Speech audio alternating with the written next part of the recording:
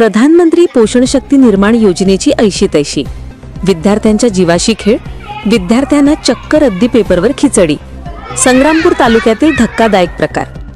आधीचा जिल्हा परिषद शाळेची पटसंख्या मोठ्या प्रमाणात घटत असताना बुलढाणा जिल्ह्यातील संग्रामपूर तालुक्यातील बावनबीर या आदिवासी भागातील प्राथमिक शाळेतील विद्यार्थ्यांच्या जीवाशी कसा खेळ केला जात आहे याचा धक्कादायक व्हिडिओ व्हायरल होत आहे।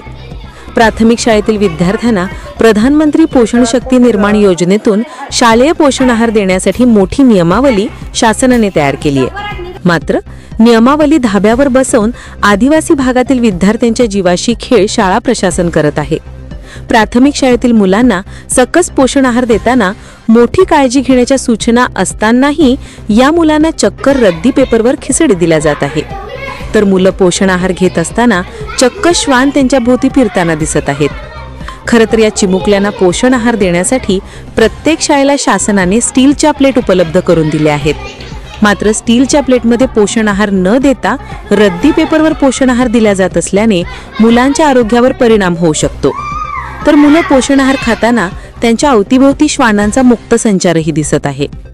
मुख्याध्यापक आणि कर्मचारी आदिवासी विद्यार्थ्यांच्या जीवाशी कसं खेळतायत हे या धक्कादायक घटनेतून समोर आलंय।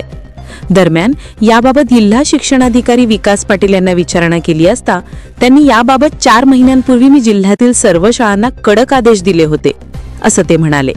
मात्र अशा प्रकारे विद्यार्थ्यांना सकस पोषण आहार दिला जात असेल तर आणि काही अनुचित प्रकार घडला तर जबाबदारी कोणाची असा प्रश्न आता उपस्थित राहत आहे। अतिशय धक्कादायक हा प्रकार असून शालेय शिक्षण मंत्री यावर काही कारवाई करतील का असा प्रश्न तो उपस्थित केला जात आहे।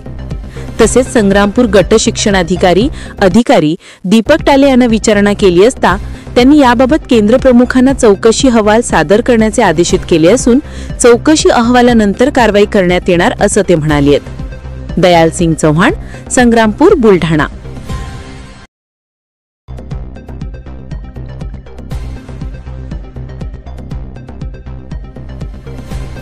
या शाळेमध्ये काल काही समाजकंटकावर माझ्याकडे पण तो व्हिडिओ आला।